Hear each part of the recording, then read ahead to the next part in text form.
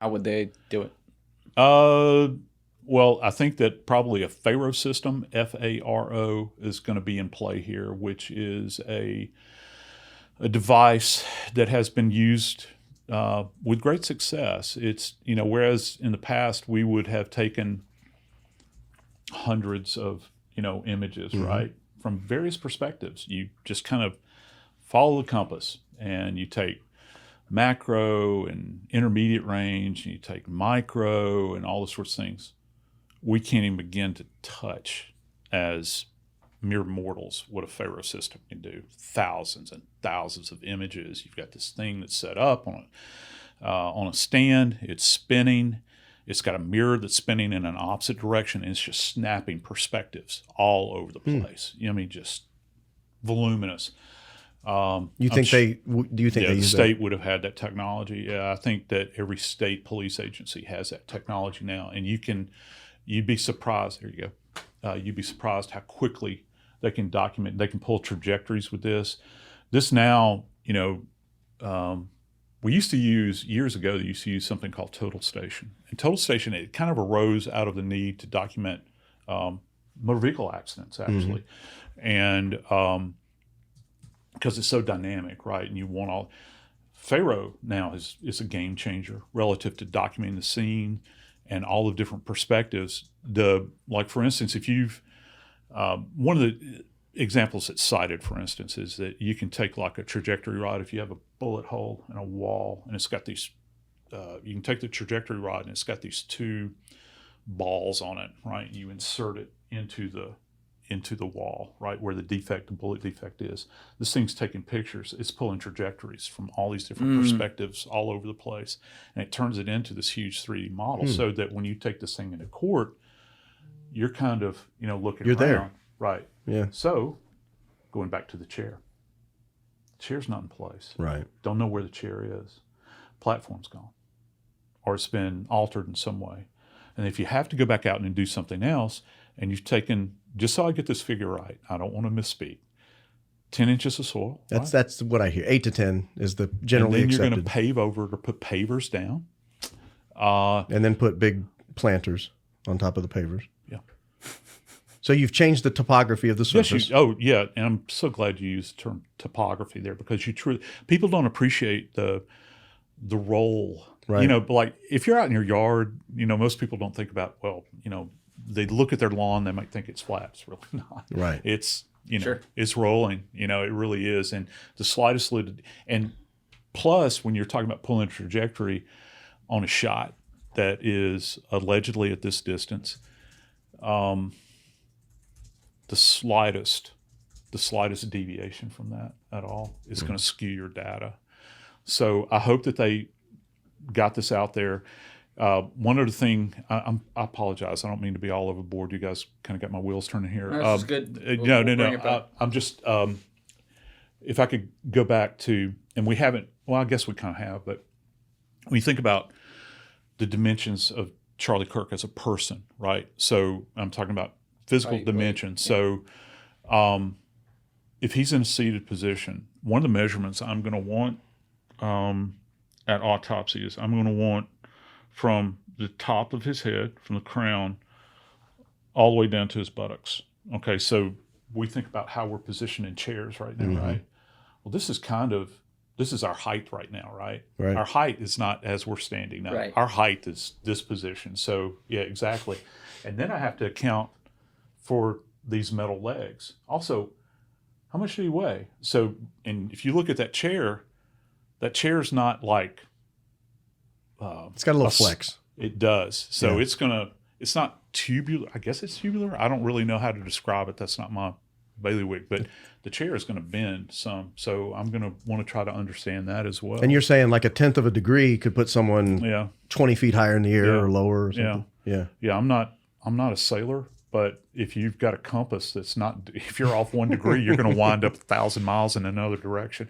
That's an over-the-top example, but you know what I'm saying. No, it's actually even, I would say, when you're taking into account a bullet and how far it could have been coming from, it's even more of a degree of difference, because you're also trying to account for where it hit him, how it hit him, whether or not, how how it went in, how it did or didn't come out. So I think, the compass is actually even less maybe.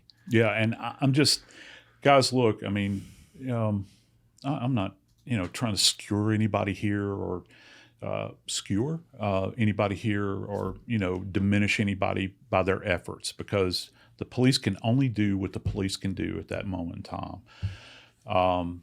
And I don't know how long it was before they had robust resources on site, right. Where they're locking everything down and processing the scene. And this scene would take, it's a scene that would take some time to process.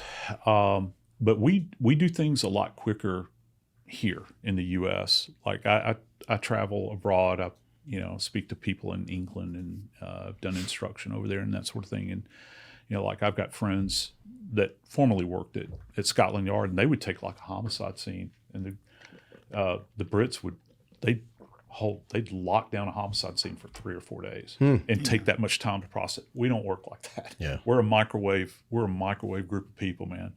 And is it because we have better technology, or they're just more thorough? No, well, I think, and again, it all depends on where you are too. If you're in a metropolitan area like this, ain't no balls grown on me. I'm going to have to go to the next case, right? But if you have the time and you can lock it down, what's the harm in locking it down? Not a lot of murders in Orem, Utah. Yeah, for a protracted period of time. What's it going to harm, at all? Is it because people are getting offended by seeing a site, on the ground where something took place? I don't care. I don't care if you're offended by it. I don't care if it hurts your feelings. You got to work the scene, and you got to hang on to it. Can we pull up the video we have of them carrying the body to the truck? We just can't show it on the screen, obviously, but people out there, you probably seen it on Twitter. There was we couldn't find it. Deef and I were looking off camera for a while. There used to be a farther shot that showed like in 60 frames a second from an iPhone, like the full carry out where they're doing it. But this is at least something in slow-mo, so we'll play it for us in here so you can see it. Again, since you as an investigator would have access to camera angles for something very public like this to review afterwards, what would you be most looking for on how they handled his body to see how it may have changed any of the injuries or affected, I don't know, a wound site? I'm getting a little above my pay grade here, but you know what I mean? No, you're not. No, you're not. Well, first off, I'd want to see what they're doing with the body relative to, is treatment going on or an attempt at treatment? No. Or they just, is it a moment of conveyance? Relocation effort. Yeah, and that's, and also, has anything been taken away? Do I have visual evidence of somebody taking clothes off, removing anything, making adjustments? And I know this is kind of morbid. I'd want to see if he, and I don't see it here, but I want to see if he was dropped, because that does happen lots of times. I want to see if I have a good perspective. I want to see if he's banged into anything. His head was, I can remember the other video, which we can't see right here right now, but his head was hanging and bouncing around like in the air. It didn't, as far as I could tell. So that's not as troubling to me as, say, for instance, if when you're, and this just happens, I don't know that people realize this, but individuals' bodies, they get banged against things. Well, he did fall out of the chair. Yeah, he did. But I'm saying in the removal process itself, and getting him into the vehicle, I want to know what they did with him during that period of time. How did you get him secured? And also, who got into that space physically with him? Was his head cradled in somebody's lap like this on the other side of the vehicle? Was somebody elevating his feet? And what would all that tell you? Well, it would give me an indication as to were they making an attempt to stem bleeding and to make this a survivable in their mind at this point in time, because you can't really predict how anybody's going to react in a situation like this. Right. Nobody. I don't care how many deployments you've had or how many dead bodies you've stood over. If you're engaged with somebody like this, you personally know them, you don't know how they're going to react at any moment in time to take some kind of heroic measures that could skew your data or could make it give a separate appearance from what you're seeing when you're standing over the body in a One of the things Brian Harpole mentioned on one of the podcasts was opening the wound to stick stuff in it. Does that change the forensics examination at the medical examiner's office, or the ability to preserve evidence in a way that we can? Now, what in the hell did he stick in there? Was it his dirty little finger, or was it a probe? Was it a pin? Well, he claims gauze, but I'm assuming he's sticking the gauze in with his finger. Yeah. So if you're applying gauze in there, again, I'd mentioned the 4x4 a little while ago. You're kind of packing the injury, which, medical people do that themselves. They're generally they have a great grasp of the anatomy there, and they also know how bodies react to specific types of trauma. You got to do what you got to do. So I'd want to know what steps he had taken. What was it he had packed the area with? Was the packing left in place? Was it removed when you got him to the hospital? I can only imagine that anything that was stuck in there would now have been removed by the person doing the assessment, because you cannot do an assessment through whatever the packing element is. That would have to be removed. Was there anything from the packing that was left into the defect at all? And what happened to the packing? Where did that go? Did you guys just throw it on the floor, or is it discarded in the parking lot? Or would you want that as evidence? Yeah, I'd want it. Yeah, I'm pretty much gonna. You can box check me here. Anything was it touching him, I'm gonna want it. So just to go ahead. get it on the record, it falls below the standard if they don't have it. Ask and answer. Yeah, okay, I feel like that's the 15th time today. Yeah, no, it's okay. Can you actually walk Joseph through, Baron, what the story is that Harpole and Turek have described? I think maybe another guy in the car described it as well, but what the consensus story has been of what allegedly happened once they got him into the car, to see if there's anything there that could be problematic? Yeah, so it starts at the scene itself. He falls, and Brian says he's trying to stem the bleeding there, Brian Harpole. Then they pick him up. Nobody's got a hand on the wound. His wound is actually down. So he's injured on the left side, and as they're carrying him off, it's actually, no, it's right side down. But they're carrying him off. They don't have any support on his head. They're not supporting his neck anyway. No one's applying pressure. There's nothing visible in the pictures that's packed in there.